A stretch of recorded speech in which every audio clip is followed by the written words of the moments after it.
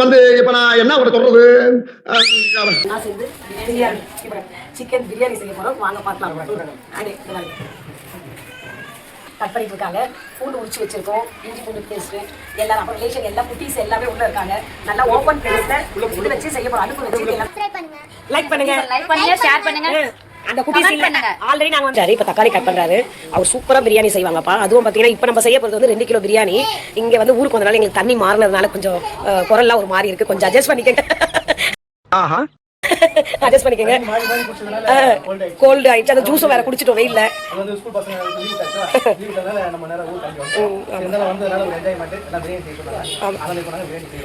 இவர் செய்யற பிரியாணிக்கு நாங்க எல்லாம் அடிமை அப்படியே உள்ள இருக்கிறாய் உலகம்னா சூப்பரா பண்ணுவாங்க அந்த பிரியாணி.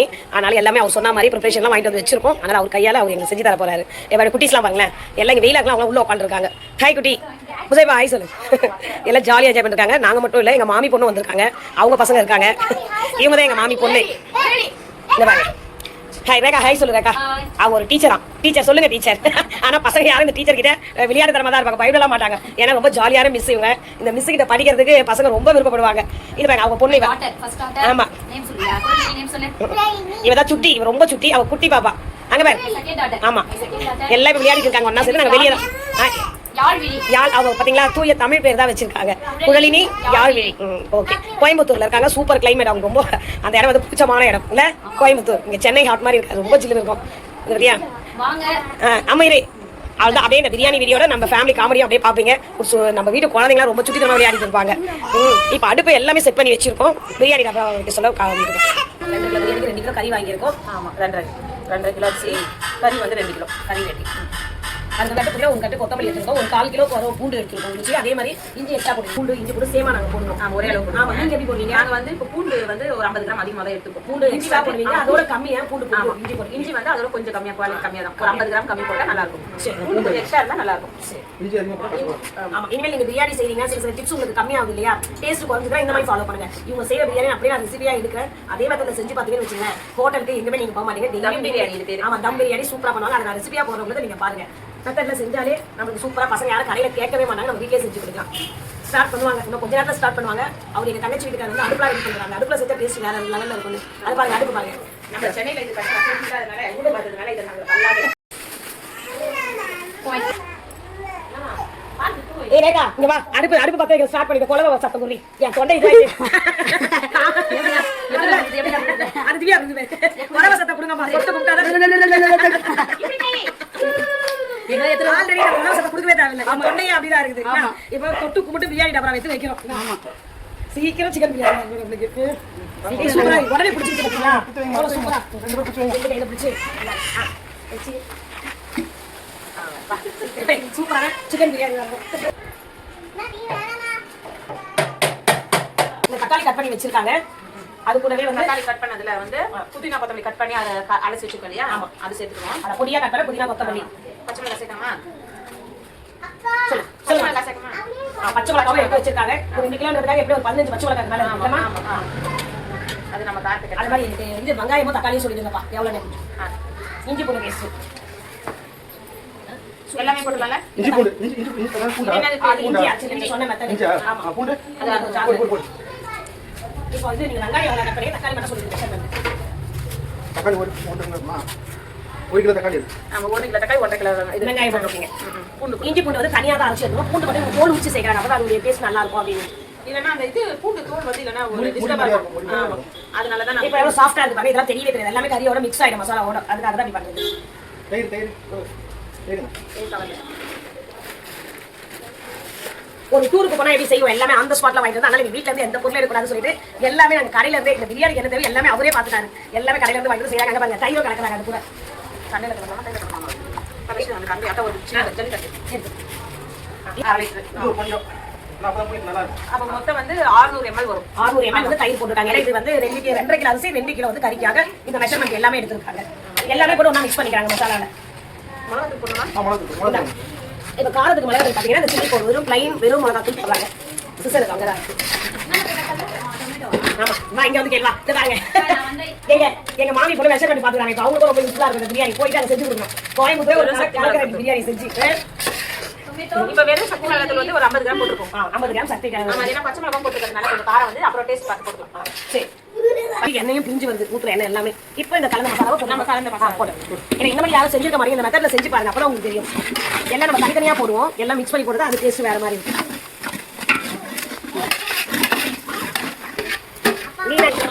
நடுவில் எடுத்து கலரி விடணும். அதுதான் மீன் கலர்ல தான் கை பக்குவமே இருக்கணும். அதுக்காக தான் வெயிட்டான தண்ணி வச்சு கலரி அடி பிடிக்காம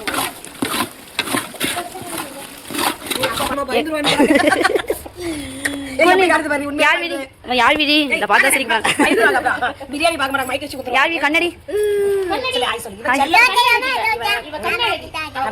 அம்மா சுட தோசை. அப்புறம் இப்ப நெக்ஸ்ட் வந்து கறியை எடுத்து வர போறாங்க. இது நல்லா பாருங்க. எத்தனை கிலோ? இது வந்து 2 கிலோ கறி வாங்கியிருப்பாங்க. சூப்பரா அதுவும் நல்ல பீஸ் லெக் பீஸ்லாம் போடுவாங்க. பீஸ் பிரியாணி கொஞ்சம் பெருசா போடுறது நல்லா இருக்கும். சின்ன சின்ன பீஸா கட் பண்ணாம பாருங்க. லெக் பீஸ் கேட்டு வாங்கி பாருங்க, நல்ல பீஸ் நல்லா சூப்பரா போட்டு கொடுத்துருக்காங்க. Chicken piece. ஆமா இப்போ அப்படியே கழுவிட்டு எடுத்துட்டு வரோம். இந்த ஹீரோயினை போல தான் பிரியாணி சூப்பரா இருக்கும். ஆமா லைக் ஜாலி பாருங்களேன். தண்ணி இது பாருங்க பைப்ல இருந்து வந்து சூப்பரா. இதெல்லாம் பார்க்கறதுக்கு எவ்வளவு இது நல்லா இருக்கு. எப்பவே சிங்க்ல தான் கழுவோம். இந்த ஊர்ல இருக்க இஷ்டத்துக்கு தண்ணி அழகா ஈஸியா பண்ணி நல்லா இருக்கு. ஆனா இவங்களுக்கு ஜாலி, யாருக்கு ஜாலி எல்லாம் குட்டிஸ்க்கு ஜாலி. சரிம்மா கொஞ்சம் கம்மி பண்ணி தண்ணியை கம்மி பண்ணி டேஸ்ட் பண்ணுற தண்ணியை. இப்போ இந்த வதங்குற டைம்ல தேவையான அளவு உப்பு போட்டுக்கலாம். அந்த கல் உப்பு தான் யூஸ் பண்ணுங்க. கல் உப்பு போட்டுக்கலாம். கல் உப்பு போட்டால் நல்லா இன்னும் டேஸ்ட்டாக இருக்கும். கலர் நின்றுங்க.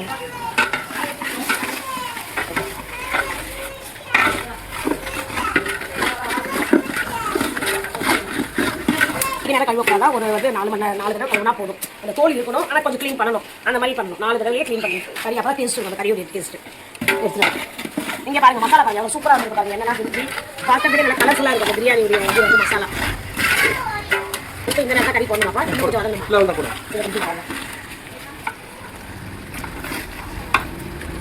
பிரியாணிக்கு இதாக கேட்டு வாங்கியிருப்போம் கறி, அதனாலவே பெருசாகவே நல்லா போட்டுருக்காங்க. பாருங்க பெரிய பிரியாணி பீஸ்.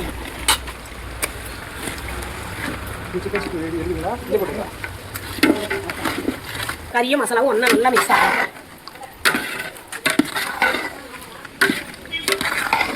இது என்ன பண்ணுது? கொஞ்சம் கலருக்காக கேசரி பவுடர் போட்டிருக்காங்க, லெமன் பிரிஞ்சு வச்சிருக்காங்க. ஒரு 3 லெமன் பிரிஞ்சிருக்காங்க. பிரியாணிக்கு அது இப்பயே வந்துச்சுருக்காங்க. இதுதான் சீக்கிரம் பாருங்க. பிரியாணியை என்ன கலர் விட்டா, ஆனால் இந்த கலந்து எனக்கு பிடிக்கவே முடியல. அவ்வளோ வெயிட்டுப்பா. இது வந்து எப்படின்னா சாதத்தை வடிச்சு இதில் போட பாருங்க. தம் பிரியாணி சொல்லியிருக்காங்க இல்லையா, அதனால இந்த கறி இந்த மசாலா வேக போதும். வேக கூட தண்ணி 1 லிட்டர் தண்ணி இருக்கும். ஆமா அவ்வளோதான். இந்த பாருங்க கறி நனையாது அவ்வளோதானப்பா. அந்த மெத்தட் தான். இவ்வளோ போதும். கறி மட்டன் இது சிக்கன் தெரியும் உங்களுக்கு சீக்கிரம் வந்துடும் சொல்லிட்டு. இது எத்தனை பேருக்கு அனுபவம் இருக்குன்னு சொல்லுங்க பாருங்க. எனக்கு இல்லை சுத்தமாக எவ்வளோ பெரிய வெயிட் கறந்து பாருங்களேன். அதெல்லாம் கலர்றதுலாம் இருக்கு. அடியே ஒட்டாம வரும். இந்த சிக்கன் வந்து கிரேவி மாதிரி வரும். அந்த நேரத்தில் இறக்கி வச்சு நம்ம சாதத்தை வச்சிடலாம்.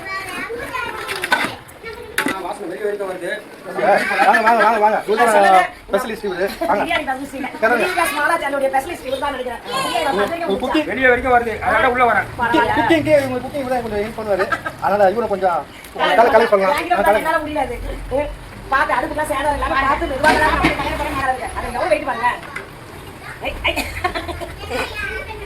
இது என்ன பிரமாதம்? இது விட பெசலைட் ஒண்ணு இருக்கு. கூவுடா. பிரியாணி வந்து சாப்பிடுவோமே. மாமா கலர் கரண்டிக்கும் குண்டானுக்கு வலிக்காம கலரி. இல்ல இப்படி கறி உடைய கூடாது. அதனால இப்படி பொறுமையா பண்றேன். சரி. ஆஹா. அவ்வளவுதான். சரி மூடி வச்சிடலாம். மூடி வச்சா கை சீக்கிரம் வந்துரும்ல. அது கொஞ்சம் இதோ அதை இறக்கி வச்சுட்டு அப்புறம் அரிசி உள்ள வச்சுருவோம்.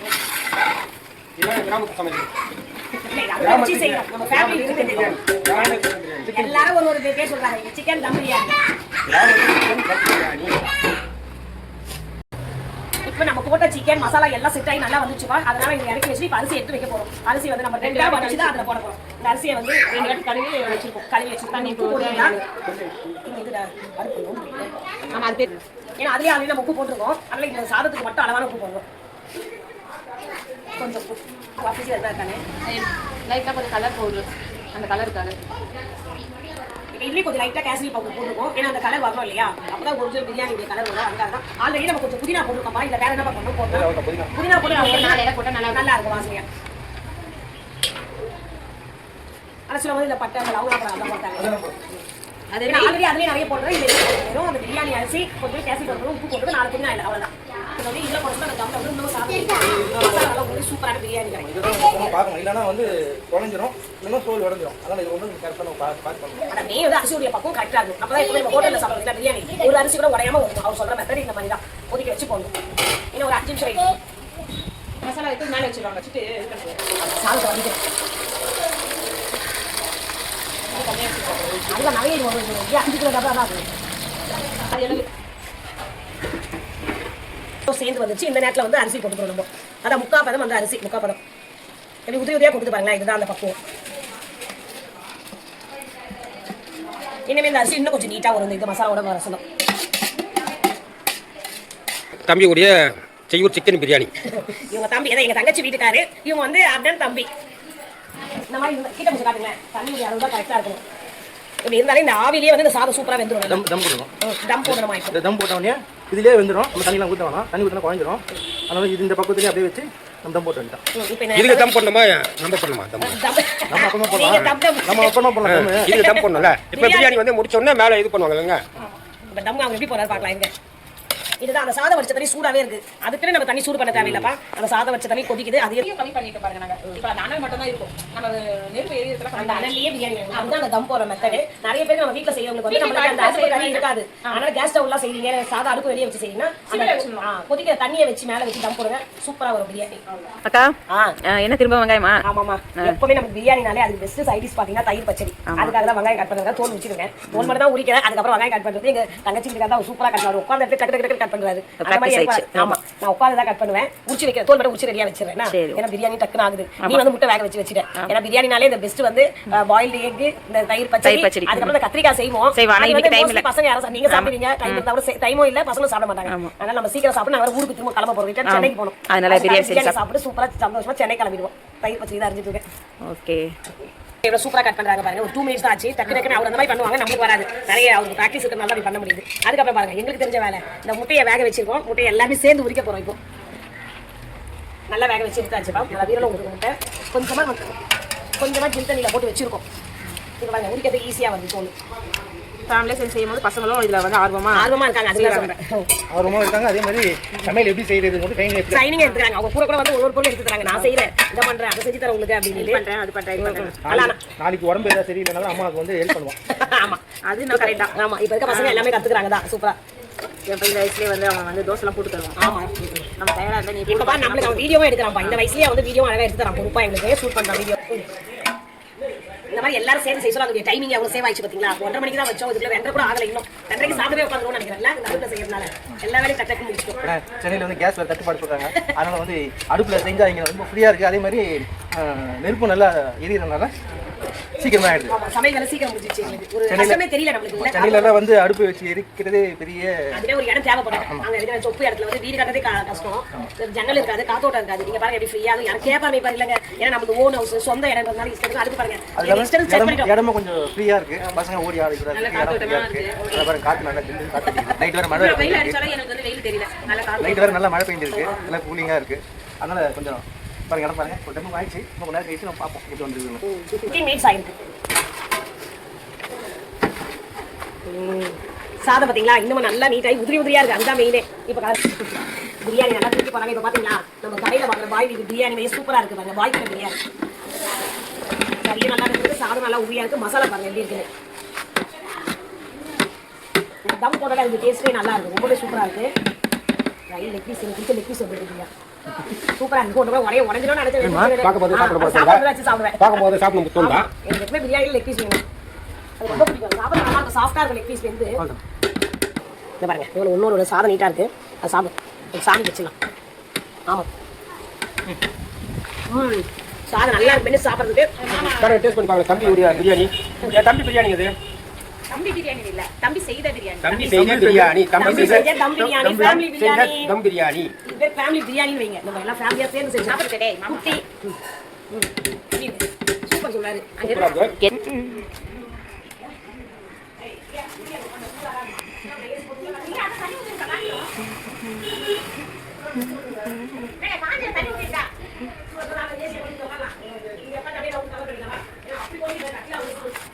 அப்ப சோஃபா தூக்கி கொஞ்ச நேரம் வெளிய போடலாமா? போதும் போதும். Chicken biryani ready. வாங்க எல்லாரும் சாப்பிடுவோம். வீடியோ முடிச்சியா? எல்லாரும் இப்ப ரெடியா உட்காந்துருக்காங்க. இலெல்லாம் போட்டாச்சு. பிரியாணிக்கு வெயிட்டிங். தட்டும் வந்துருச்சு. இப்போ இங்க எல்லாருக்கும் இப்ப தட்டுல வச்சு வச்சு இலையில பரிமாற போறாங்க. இலையும் கட் பண்ணியாச்சுப்பா. ஃபர்ஸ்ட் குட்டீஸ்க்கு வைக்கிறாங்க. ஆமா. ஹாய். டிவில வருவீங்க, போன்ல வருவீங்க, எல்லாரும் வீட்டு போன்லயும் வருவீங்க. திவ்யா நீ முட்டை குழந்தைங்க தயிர் பச்சடி வைமா.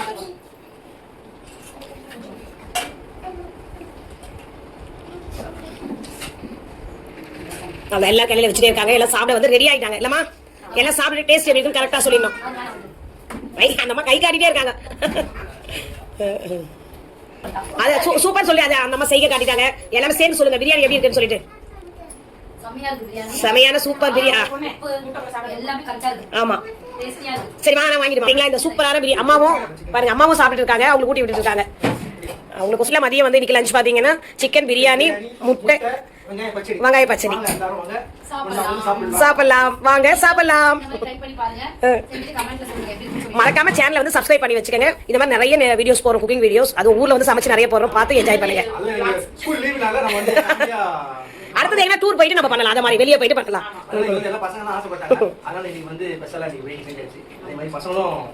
சாப்பிடுறாங்க வெளியே வாங்கினாங்க அந்த அளவுக்கு சாப்பிட முடியாது. நம்ம என்ன இருந்தாலும் நம்ம பசங்களோட உழைப்பு எல்லாருமே இன்னைக்கு எஃபர்ட் போட்டாங்க பிரியாணிக்கு. ஒரு வேலை செஞ்சாங்க, சீக்கிரமா ஆயிடுச்சு. அது கொஞ்சம் ஜாலியாவும் இருந்தது.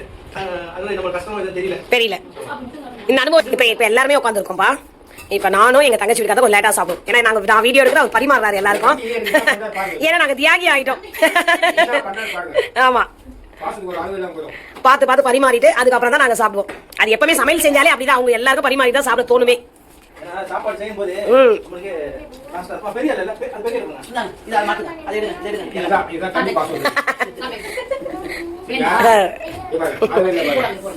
நீ மத்ததை எடுத்து வைமா.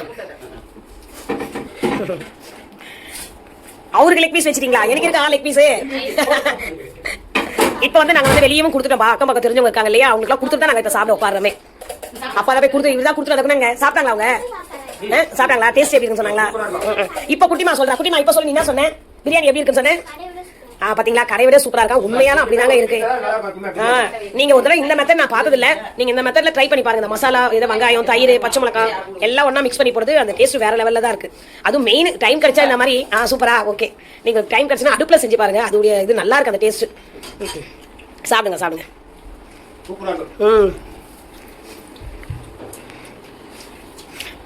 யாருக்கு என்ன பீஸ் வேணுமோ கேட்டு வாங்கிக்கோங்க. சரி, யாரும் நீங்க மட்டும் சாப்பிடுறீங்களா? Super super. வாங்க சாப்பிட கூப்பிட மாட்டீங்களா? உறவுகளை கூப்பிடுங்க. வாங்க உறவுகளே, வாங்க உறவுகளே சாப்பிடலாம். எங்களுக்கு ரொம்பவே பிடிச்சிருந்தது. இந்த மாதிரி யாராவது ஊர்ல வந்து எல்லா ஃபேமிலியோட செஞ்சிருக்கீங்கன்னு சொல்லிட்டு எனக்கு கமெண்ட் பண்ணுங்க. எங்களுக்கு சந்தோஷமா போச்சு. இந்த மாதிரி நெக்ஸ்ட் வீடியோல பார்க்கலாம். எல்லா வீடியோக்கு லைக் கொடுத்துருங்க. பை.